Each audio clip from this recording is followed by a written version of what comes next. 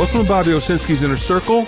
I'm Bobby Owsinski, and this is a show all about music, music production, and the music business. My guest today is label exec Shan Horan. First of all, let's talk a little bit about Spotify playlists. I think everybody kind of accepts the fact that playlists are now more powerful than radio, especially Spotify playlists. There's been a study that found that if you were to get a placement on today's top hits, which is a Spotify playlist, it would be worth about $163,000. So that's pretty good, and that's why everybody wants to get on various playlists on Spotify. The only problem is not all playlists are created equally. Some playlists, even though they may be large with lots of subscribers, may not get you as many streams as maybe something that's smaller. So an example of that is something called Mint. It's an electronic music Spotify playlist. It has about 5 million followers. A couple other ones, Pop Rising and Young, Wild and Free, they only have between 1.1 and 1.5 million followers. And yet a placement on either of those gets 3 to 4 times more streams than on Mint. It turns out that wide genre playlists really don't generate all that much in terms of streams and engagement. And the other thing that's been discovered is that people don't unfollow playlists. They may not tune into it, but they don't unfollow it. So as a result, you have some playlists that seem like they're huge, but there's not all that many people that are engaging with it. So you have to be careful about which playlist you're actually on. And why I bring that up is in case you're paying for this, or in case you're searching out a playlist curator, you have to be careful that in fact you're aiming for the right list that's really going to be helpful to you. There's actually been some studies that have discovered that people will say they listen to the songs on a particular playlist, but in fact they don't. So now there's something that's been created called the follower to estimated listener ratio, or FEL. And now you're starting to find a lot of record labels that are actually looking at that. So it's kind of interesting the way it's all going. The one thing that's absolutely positive about all this is the fact that indie acts get 50 to 90% of their Spotify streams from either Spotify or personalized playlists. So they're really important, and it's something that you really have to concentrate on. If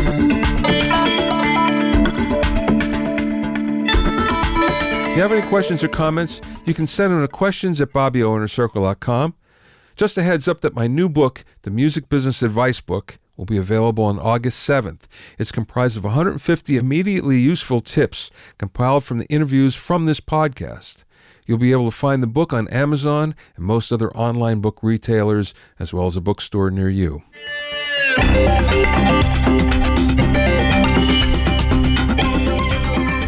Now, a couple of weeks ago, I reported on some rumors that I heard at GearFest about JBL Pro and the fact that Samsung may be ready to dump it or do something with it. And at the very least, there were a number of engineers that were being let go.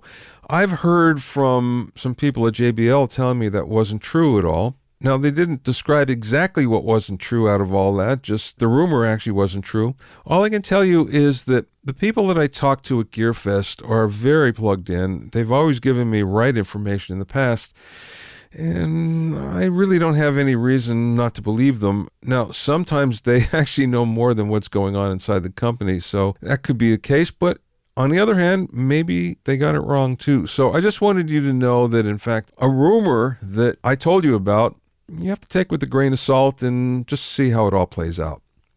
Now, music and audio manufacturers are increasingly being owned by private equity groups. And this is especially true recently, and there's a couple changes in the industry that kind of illustrated that. Loud Audio, which up until recently owned Ampeg and EAW, Martin Audio, the speaker company, Crate, Blackheart, Tapco, and of course Mackie, they were bought last year by Transom Capital Group. And Transom Capital Group already had a number of music-oriented manufacturers that they had rolled up. Band Merch is one, Cinderblock, Heath Zenith, Blast from the Past there, Topspin, another Blast from the Past, sort of, Blue Microphones, Summit Audio, and also Loud. But they also owned a number of sports-related companies like Bravo, Nutcase, DNC, ProTech, Sector Skateboards. It's kind of odd when you have a company that has such a diversification. Now, I understand why they diversify, but on the other hand, sports and music don't exactly go together. That being said, recently, Loud sold off Ampeg to Yamaha. That's probably a good thing because Yamaha really needed something in the bass amp line because they didn't really have something that was really strong in bass amps. And now with Ampeg, it's a really good brand, and I understand they're going to treat it with respect. So it should be pretty cool. Last week, Martin Audio, the speaker company, was sold to LDC, which is part of the Lloyd's banking group. So now we have one investment group buying a audio company from another investment group. You kind of scratch your head and you think, why is this happening? Well, obviously they see a way to make money one way or the other.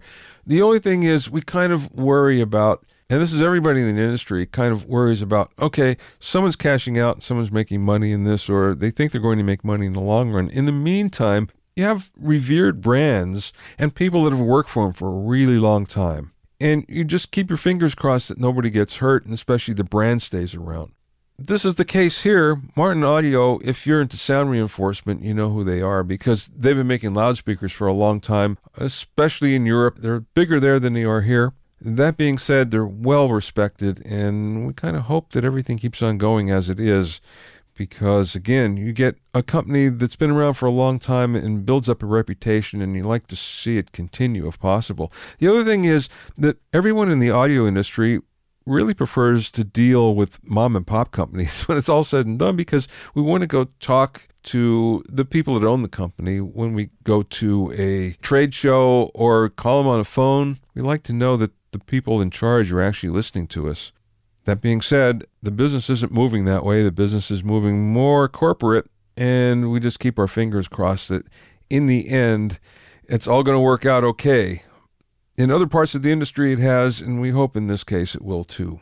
So all I can say is just keep on looking behind the scenes how all this stuff is happening because it does eventually make a difference on the products that you purchase. Shan Horan has spent the last 10 years breaking bands during his time at Century Media Records, then as president of Artery Recordings. He's now the head of Outerloop Records and still has a huge passion not only for finding and breaking new artists and bands, but helping the ones he doesn't sign as well. In this interview, we talked about what he looks for in a new band, the importance of social media and the most pertinent platforms, and the toughest lessons for newly signed bands to learn. We spoke via Skype from his office in Arizona. The last time we spoke for the podcast was even before Artery, I think. Yeah, I think it was back in the Century Media days, man. That's ancient history right there. Yeah, so a lot has changed since then. Tell me about Outerloop and what your gig is there.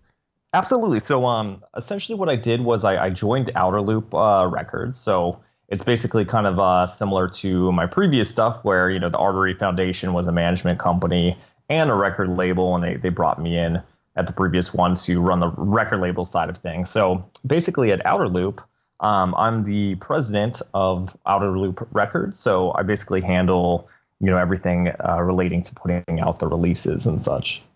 Well, that's cool. But that being said, you're more hands-on than most label executives that I know, and especially with newer acts.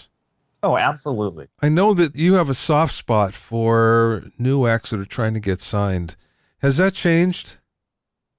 No, that hasn't changed at all. I honestly feel like, you know, nowadays record labels can't really have the luxury of one person wearing just one hat. You know, like for me, I get really involved in terms of everything from the video side of a release to A&R to actual physical distro.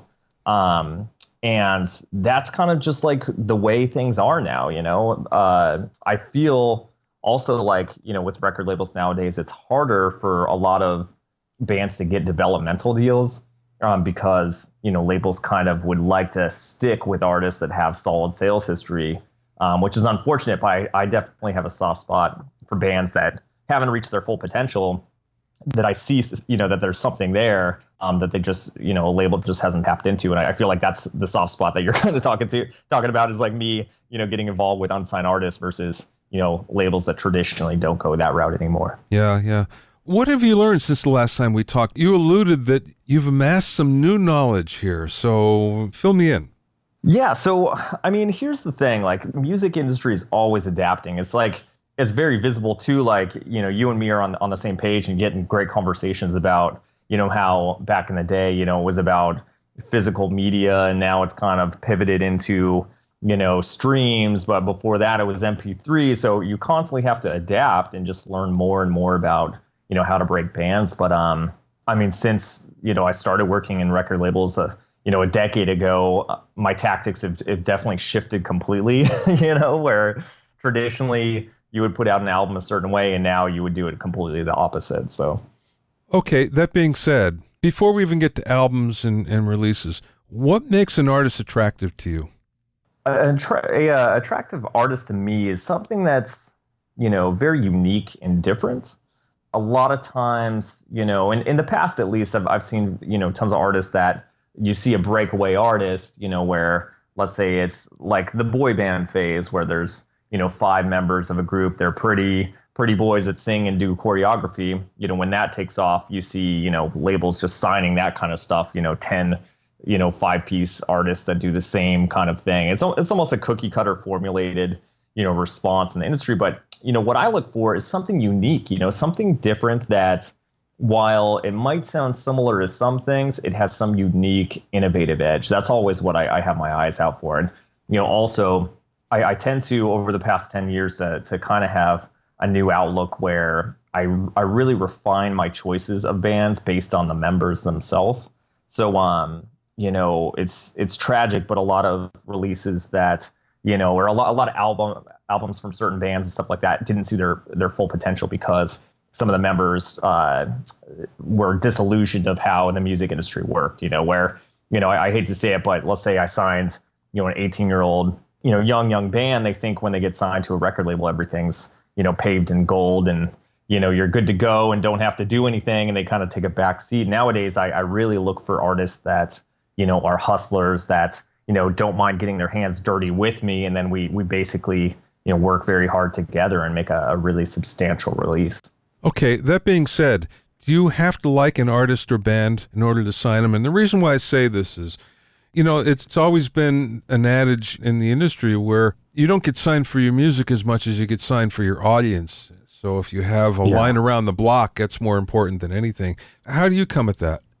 No, that's absolutely true. I mean, that's where you see certain people get signed. Like what's that girl that was on Dr. Phil's show, bad Barbie, whatever. Right.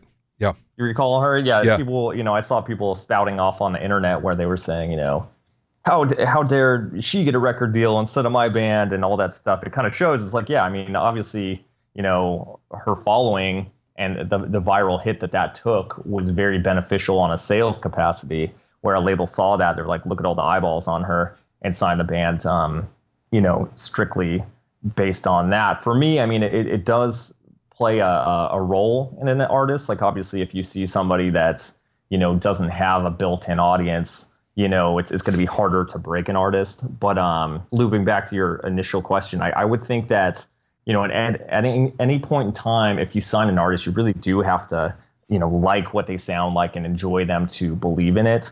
I've seen in the past where, let's say an A&R signed something and the rest of the label didn't really believe in it. It doesn't see the attention that it deserved, So I'm very adamant about signing stuff that I actually love. How important is social media? Is it any more or less important than it was, let's say, a couple of years ago?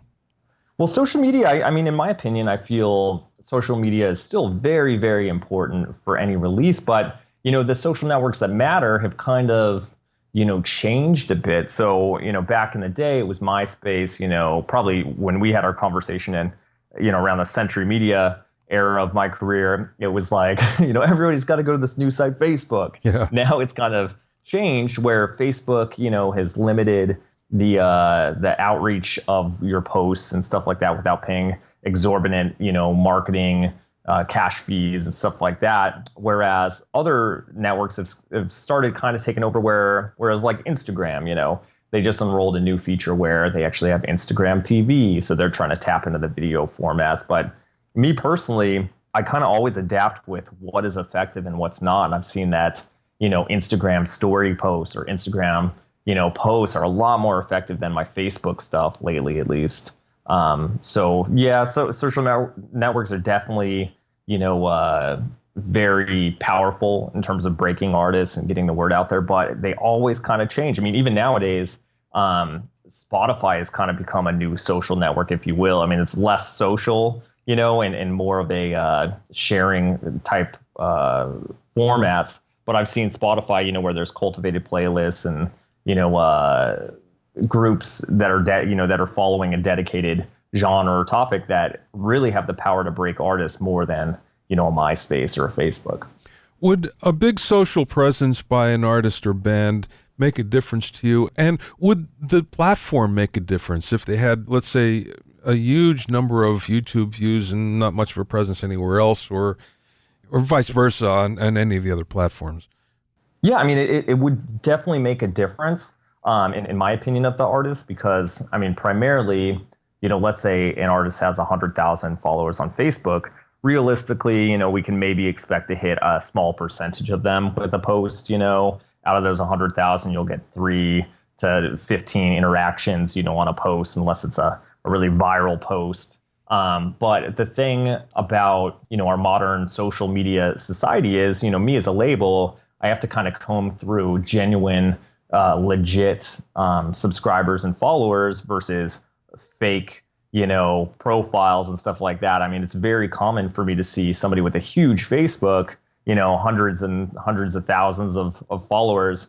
But no, at that moment, as I look at it, I notice that they're all from, Middle Eastern countries or click farm central hubs, so. It's funny because you can game all that anymore. Anytime someone looks at this, and labels have been doing this forever, it's starting with MySpace, where you go, wow, there's a big following there, so let's go sign this artist. But then everybody sort of catches on and finds a way to game the system. And after a while, then that's a whole lot less effective for anybody. It's funny, they always say, fake it till you make it. But in a situation like that, if you fake it, it might actually cost you significant real exposure opportunities. But no, I mean, there was a heyday of that when MySpace and Facebook and social networks started really becoming the next deciding factor for artists and in their hype/momentum.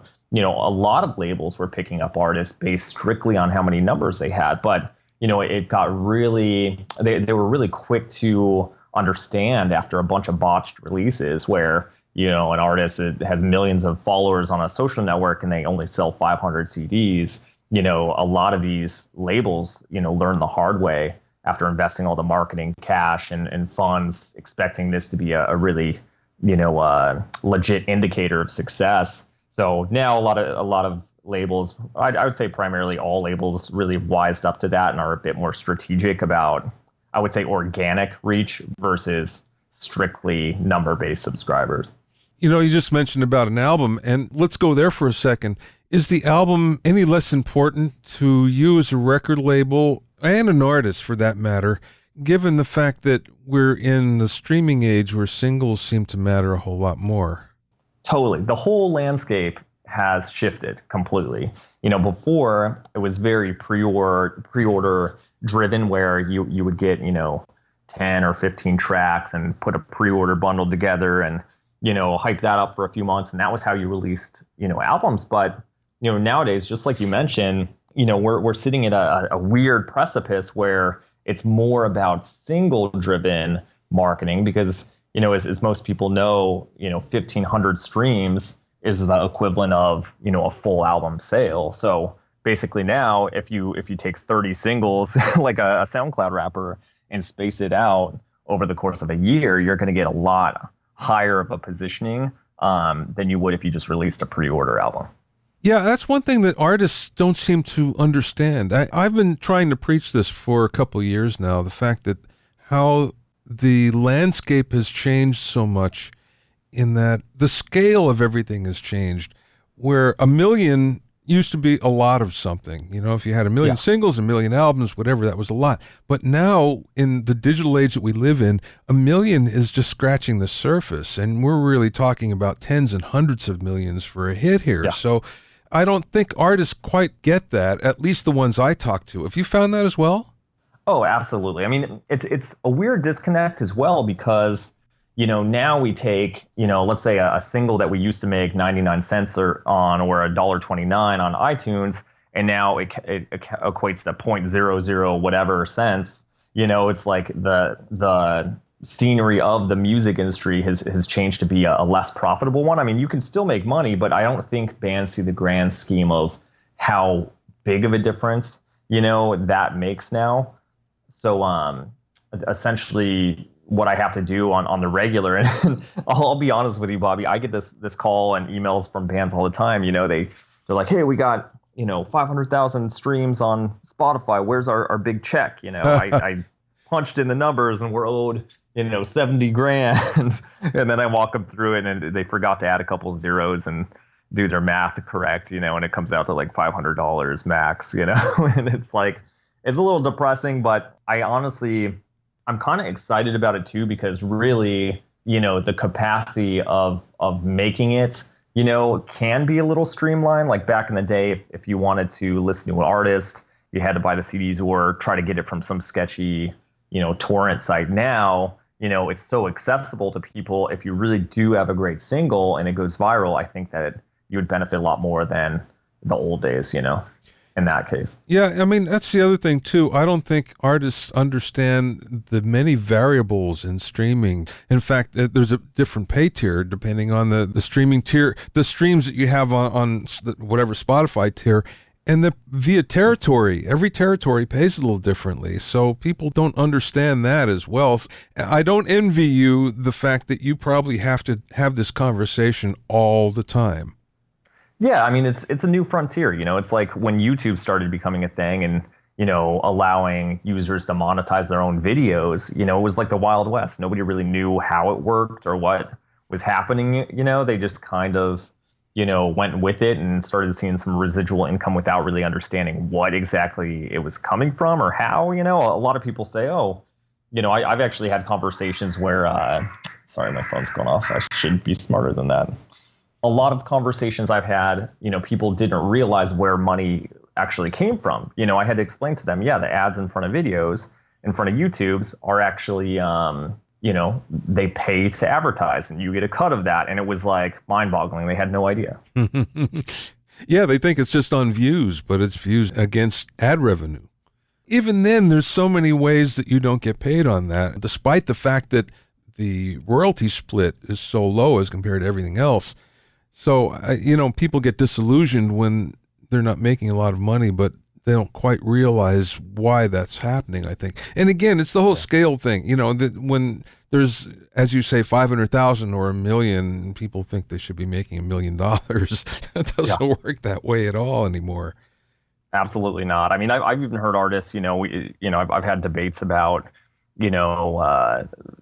like perfect example, let's say an artist is like, well, I don't know about streaming. It doesn't pay much. Like I only want to do a physical, release with MP3s and stuff like that and skip Spotify. And then I have to kind of explain, well, the duality of it is if you're not on Spotify, you really don't get the exposure of new fans, so it's more an exposure, versus payout situation. Like I get it. If you're Metallica or Taylor Swift, you could say, oh, hey, all of our catalog's not on Spotify and people would still purchase it.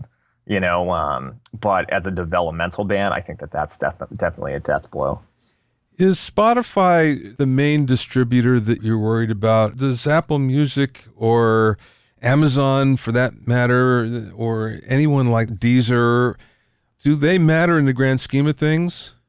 I honestly don't see, Deezer or ironically Napster, or these smaller ones as a huge contender. I mean, I obviously get royalty payments from them, but it's very small. What I do see is a sleeping giant that is Apple Music. With Apple Music, they pay more royalties, to artists. It's actually night and day difference compared to Spotify. And then on the flip side, Apple Music is seeing a huge influx of people starting to use their streaming services. I'll be honest, I've never used Apple Music. I'm always a Spotify person, but in my data and all my royalties that are collected, from releases, it's actually a pretty 50-50 split nowadays between Apple Music and Spotify. Whereas, I would say maybe 7 months ago, it would be Spotify number one every time, Apple Music maybe a third of that.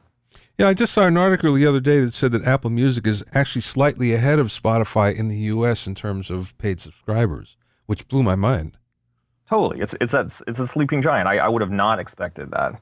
But I do forecast, and I'm actually very good about, kind of seeing the future of things and where stuff's headed. I honestly feel like Spotify is going to create some kind of label-based model for themselves, right? I mean, how much power if you corner a streaming market where your Spotify, cultivated playlists are at the top, which they've done. I mean, they used to feature Spotify playlists from independent users back in the day, and then they cut all that out. It's only official Spotify playlists. Those things hold so much power for artists. It could be a make or break. So, I mean, me just thinking in my business mind, why wouldn't Spotify create artists, sign them, and give them, number one treatment on all their playlists? That's essentially free money.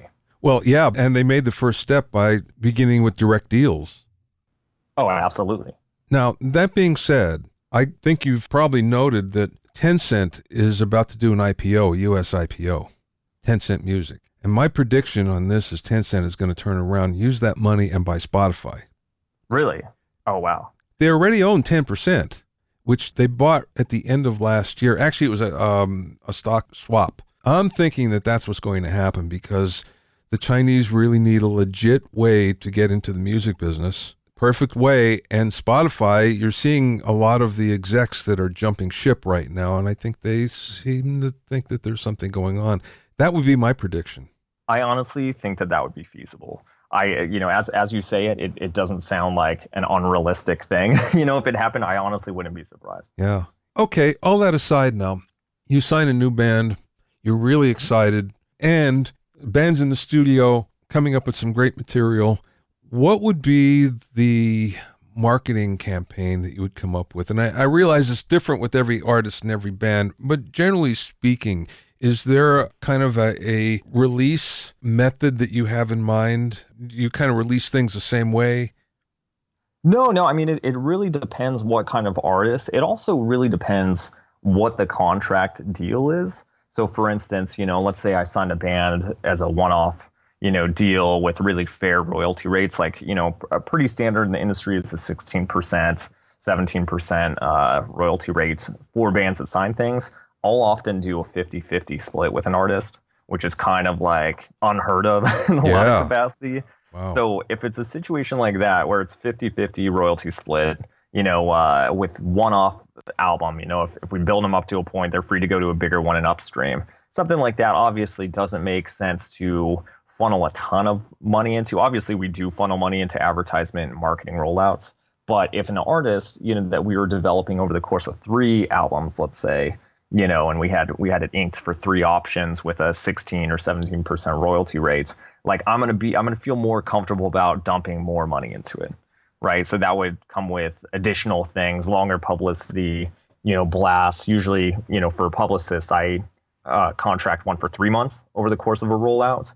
For something longer, for an artist that I have multiple albums with, I'd probably invest in, 6-month rollout with a publicist. Other things, really include radio. I'm kind of on the fence about radio. Obviously, satellite radio is very effective for me on my side, but I might get slack for saying this, or somebody might kick me in the butt for saying something about this. But with terrestrial radio, I've kind of got cold feet about utilizing it or not. A lot of times it's very expensive. I mean, it's not unfeasible to spend $100,000 on radio. Yeah. And in my head, if I'm listening to radio and I hear a single and I'm like, wow, that song's really great, it doesn't tell me who it is on my radio. Yeah. Right. So I'll literally have to get Siri out, say, hey, Siri, who is this? Whatever. I'll have to do a thing. If you're paying $100,000 to terrestrial and not even getting posted on the thing, is it really that effective use of money, or would that 100,000 be better used in Spotify ads or YouTube in-stream ads targeting similar fans? Is college radio something that's viable anymore? It seems to have fallen into a state of disrepair, so to speak, compared to the heyday of maybe 15 years ago or so. But does it mean anything to you?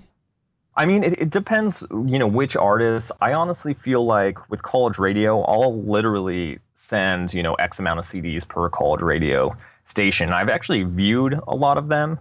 I've actually visited a bunch of, college radio stations, and I go and there's just a stack of CDs just thrown in a garbage can, right?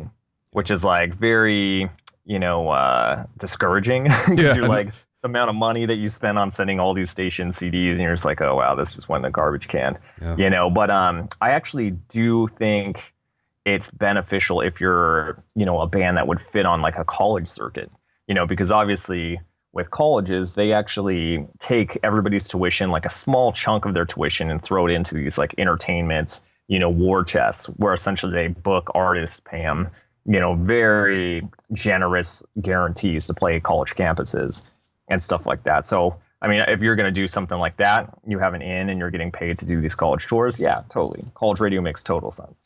For me, though, I found, a lot of these, local stations with like a, really great DJ host that believes in artists is way more effective.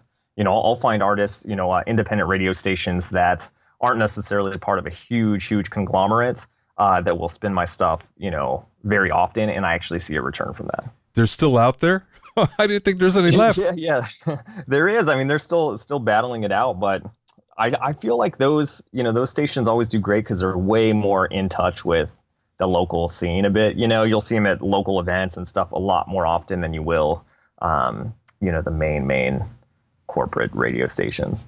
It's funny. I come from a very small area in Pennsylvania, and Schuylkill County, Pennsylvania. It's basically in coal country. And the interesting thing with the local radio stations, and they're not connected to any big conglomerate or anything, they're stuck in the 70s still. And if you go back, you're still hearing the Eagles, and you're still hearing anything that was big in the 70s. That's what they're playing. And I scratch my head every time I think, oh, have you guys ever heard of anything that's, in the 2000s even? It's just amazing. Well, yeah, I mean, it's funny though. It's like some of the local ones, I can, at least vouch for Arizona. There's a great station in Flagstaff, Arizona that's called the Eagle, and there's a great station in Phoenix called KUPD. And those guys are actually more hip and on the level where I can approach them and say, hey, I got this new single, like, do you want to, put it out exclusively? And they're like, yeah, hell yeah, we'll do it. And they'll spin it a bunch and give it a lot of love. Whereas I'll approach, the head of marketing at a station that, they own 25 plus stations across a certain state or whatever. And it's got to go through so many, chains of operation and submit it a specific way. And it usually never ends up just getting to the source as easy, Yeah. Okay. So let's go back to our theoretical band.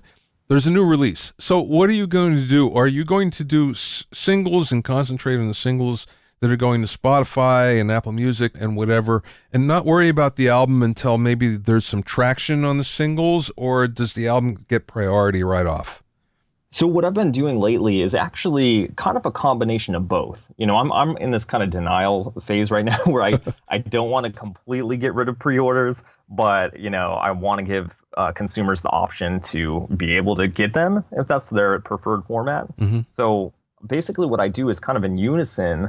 I have, let's say a pre-order drop, that's actually very long gated compared to normal rollouts. I mean, our normal CD release, from pre-order to album release is over the course of a month and a half or two max. What I've been doing is I'm utilizing pre-orders over the course of like almost pushing 5 months, right? So over the course of 5 months, I drop, conveniently more singles on Spotify, through, iTunes rules. You're only allowed to have at most 50%, instant grats on your release. So if it's 10 tracks, you can have max 5 instant grats, which I still think is pretty rad. But what I'll do is, from pre-order, I'll release one single, like 4 weeks later, I'll drop another and another and another, and I'll just keep going so that I maintain having, a few singles that you can only get if you pre-order the album. And then eventually, everything will be added to Spotify. How do you find physical products selling? I know that there are some labels that are really finding no traction at all. And then there are others that are specializing in vinyl or cassettes or whatever it might be, even CDs, and having some luck. How are you finding it? Well, I mean, yeah, sales definitely aren't as good as they used to be, but it really depends the artists, what their demographic is. Some artists, their fan base, they don't like using Spotify. They want tangible products, so it still sells. And me as a label, I really have to give the consumers what they want. So I'll always have an option, at least for now, until things change. And it's like, oh, wow, we sold 2 CDs, nobody cares anymore. Like, Yeah. for now, what I have been seeing is, yes, people do like vinyl, but the big pitfall I have is vinyl only works for specific artists. So if you're looking at a developmental band that's projected to sell, like, I don't know, just speculating 500 CDs, on a good day, somebody from their very first album, you don't expect it to do great overnight. It's over the course of 3 albums that you see a band develop. Something like that doesn't make sense to get vinyl for, because when you order vinyl, and not a lot of I swear, Bobby, the amount of bands I have that ask me, hey, I want vinyl, Yeah. and I explain the process, it really opens up their eyes, and they understand the problems with it. Now, for vinyl, you have to get at least 500 usually, so there's a minimum order of 500. To get them mailed, a lot of the times these companies mail it from, Ukraine, and then they package up the materials in the US, and it just ends up very expensive. It's not unfeasible to spend $3,000 or four just for vinyl, So for me, if an artist I know will sell that really easy, or I could do a limited 500 run, I'll do it and it'll sell. If not, it's going to be a massive waste of money. As the vinyl kind of sits in a warehouse and starts warping because of the summer sun, Yeah, yeah. Well, not only that, the time it takes to get vinyl together, the pressing plant time is crazy. So you might be getting the vinyl way past the window that you need it. Yeah. Oh, yeah. No, if you want vinyl, you need 3 months. Safe zone right there. Yeah, yeah. Okay, last question, Shan. Mhm. Where do you see the business going? I mean, if you look in your crystal ball and you know what it's like today, and you have a really good feel for what happened before because you've been there, how do you see it evolving, and where do you see everything going? I foresee Spotify being very powerful in the future. I see them as the gatekeepers for a successful release versus a non-successful release. I also foresee, the label model changing.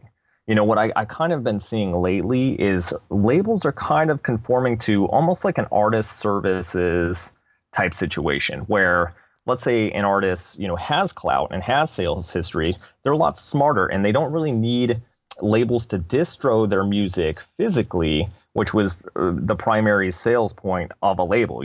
A label would get your physical CDs in stores. Now that these stores don't carry CDs, the label's power is a little bit less. I mean, I'm not discrediting, me as a label. I still have my foot in the door for artists and bigger capacities with things they don't understand. But I feel like the future, a lot of these labels are going to be more so, almost like a hired agency for the artist, if that makes sense.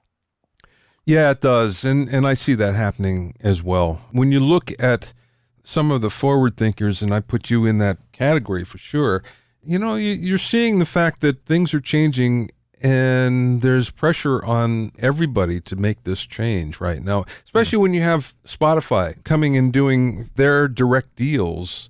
And, that's only going to grow. So you have to kind of conform to that and be a value-added agency beyond that.